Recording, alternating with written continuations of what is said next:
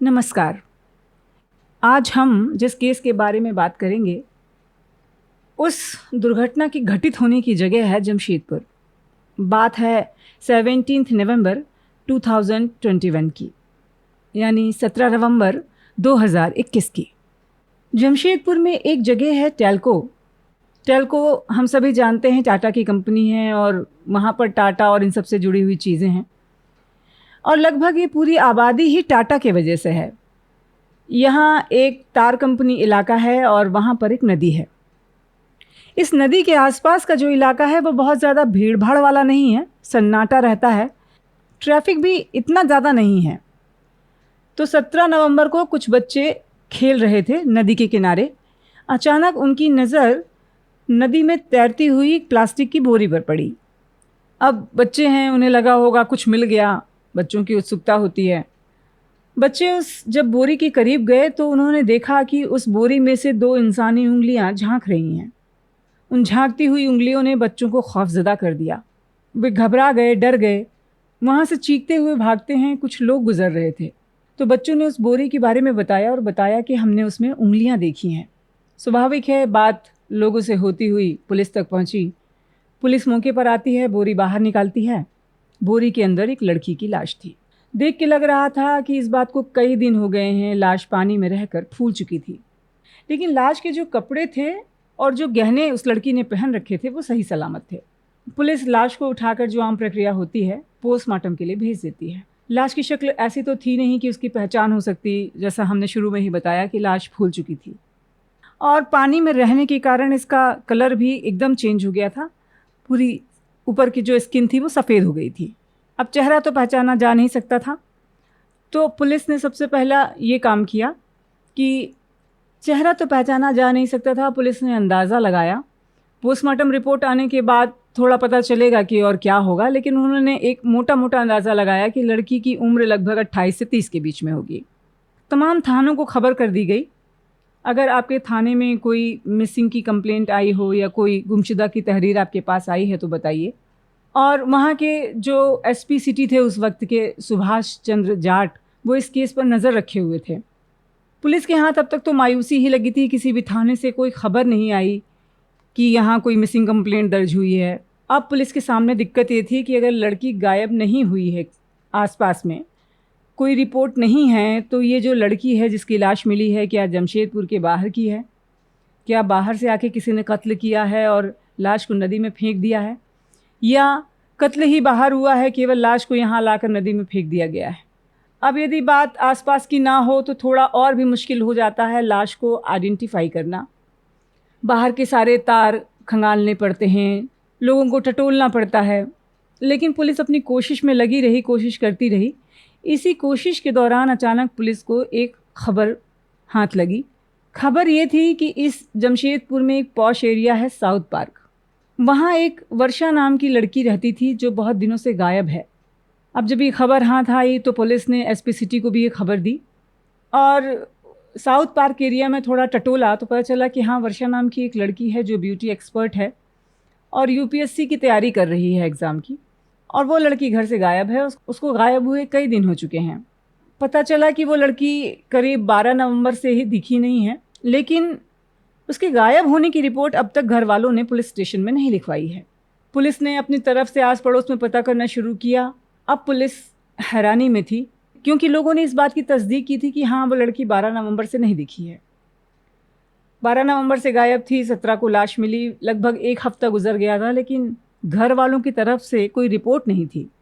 अब पुलिस के लिए एक उलझन का मामला था ये, लेकिन पुलिस पहले कंफर्म करना चाहती थी कि जो लाश मिली है उसका रिश्ता वर्षा से है भी कि नहीं है, क्योंकि जब तक ये कंफर्म ना हो तो फिर घर वालों को टटोलना, उनसे पूछताछ करना, इस बात का कोई ख़ास मतलब था नहीं।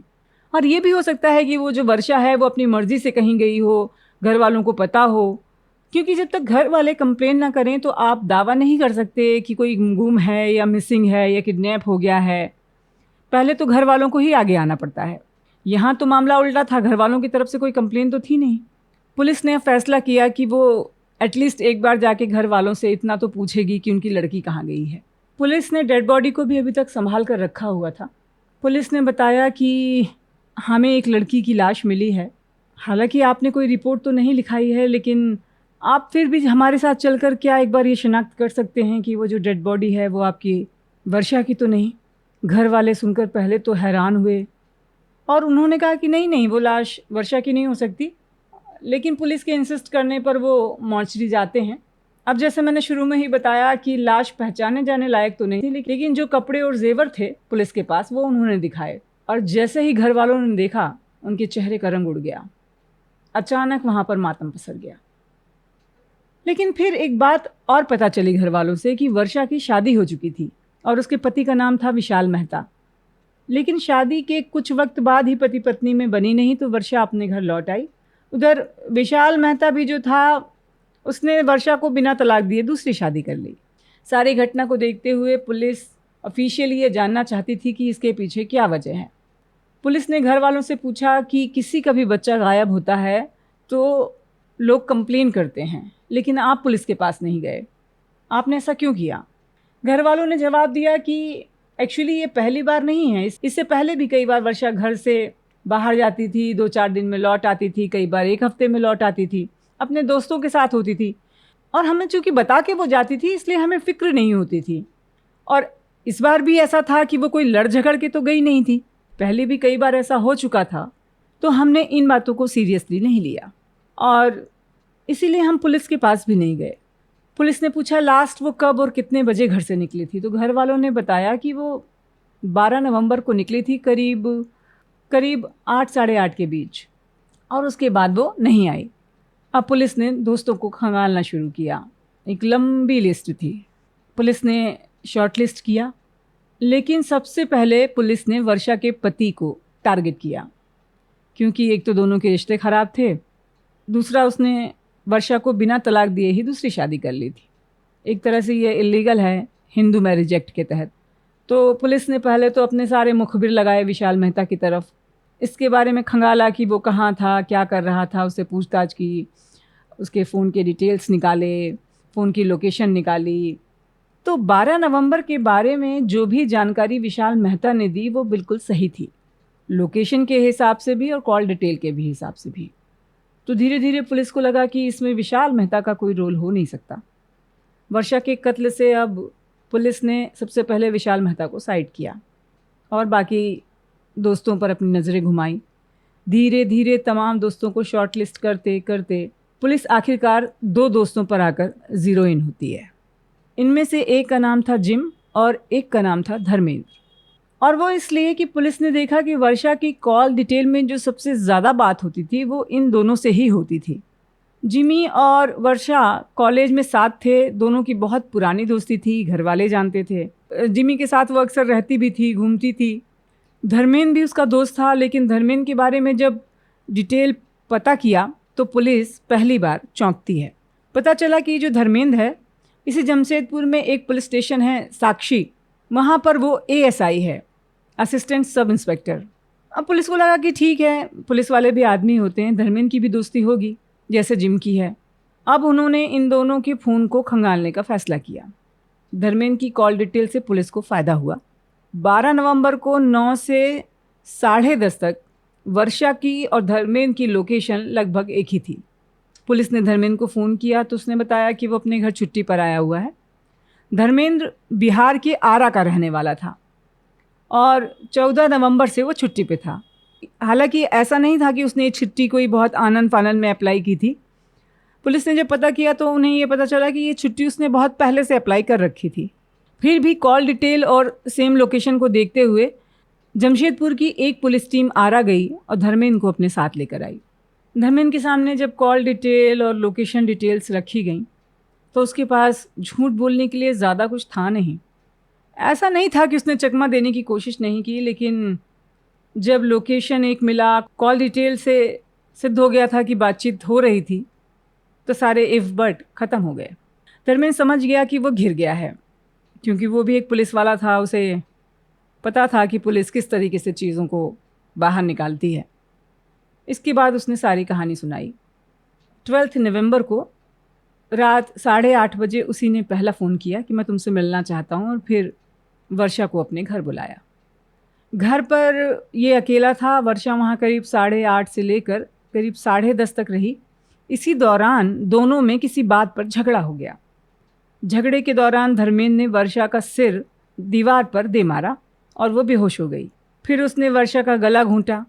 इसके बाद उसने प्लास्टिक की बोरी में उसकी लाश को पैक किया, बोरी को सिला और फिर लाश को घर में ही रखा। बोरी उसने पहले से मंगा रखी थी, यानी ये तय था कि ये जो मर्डर है ये प्री प्लान था। वो पहले ही ये तय कर चुका था कि इसको मारना है। अब रात ढलने का इंतज़ार किया उसने। रात को होने वाली पेट्रोलिंग के बारे में उसे पता था, क्योंकि वो पुलिस में ही था, स्वाभाविक है।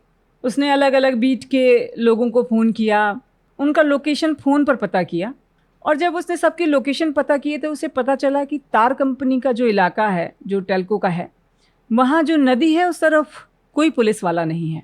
यकीन होने के बाद उसने मोटर निकाली, लाश बोरी में थी। उसने बोरी को मोटरसाइकिल में आगे रखा और रात के अंधेरे में लाश लेकर वो तार कंपनी इलाका पहुंचा। वहां ले जाकर उसने बड़े खामोशी से नदी में बोरी को फेंका और ये देखने के बाद कि बोरी ठिकाने पर पहुंच गई है, वो अपने घर लौट आया। घर जाकर सो गया। अगले दिन सुबह किसी को शक ना हो इसलिए उसने अपनी ड्यूटी पूरी की, और चूँकि छुट्टी की अर्जी तो उसने पहले से लगा ही रखी थी, इसलिए उसे ड्यूटी के बाद नेक्स्ट डे यानी 14 नवंबर को वहाँ से निकलना था। तो वो वहाँ से निकला और ट्रेन से आरा पहुँच गया बिहार अपने घर। और इसी दौरान 17 तारीख को ये लाश मिली। अब उसने कत्ल करने की बात तो एक्सेप्ट कर ली, लेकिन अभी एक सवाल था जिसका जवाब और बाकी था, और वो सवाल था कि पुलिस वाले ने वर्षा का कत्ल किया क्यों था। ये कत्ल अचानक हुआ नहीं था, क्योंकि मैंने आपको पहले भी बताया कि बोरी उसने पहले से ही लाकर रखी हुई थी। धर्मेंद्र ने बताया कि वर्षा से उसकी दोस्ती जमशेदपुर में ही हुई थी। वर्षा अपने पति से अलग हो गई थी, दोनों में पहचान हुई, दोनों घूमने फिरने लगे, दोस्ती प्यार में बदली। दोनों अक्सर साथ रहते थे, वर्षा कई बार उसके घर आती जाती थी। इसी दौरान वर्षा ने धर्मेंद्र को ब्लैकमेल करना शुरू किया। वो उससे पैसे मांगती थी। धर्मेंद्र ने पैसे दिए भी, लेकिन अब वो थक गया था इन सब चीज़ों से, कुछ बड़ा कदम उठाना चाहता था, और फिर उसने वर्षा को ही रास्ते से हटाने का फैसला कर लिया। इसके बाद उसने 12 नवंबर को घर जाने से 2 दिन पहले वर्षा को घर बुलाया, उसका कत्ल किया। अब स्वाभाविक है, कत्ल की जो वजह थी ये पुलिस के जरिए घर तक पहुंची, लेकिन इस धर्मेंद्र की इस कत्ल की थियोरी से घर वाले जो हैं वो सहमत नहीं हैं।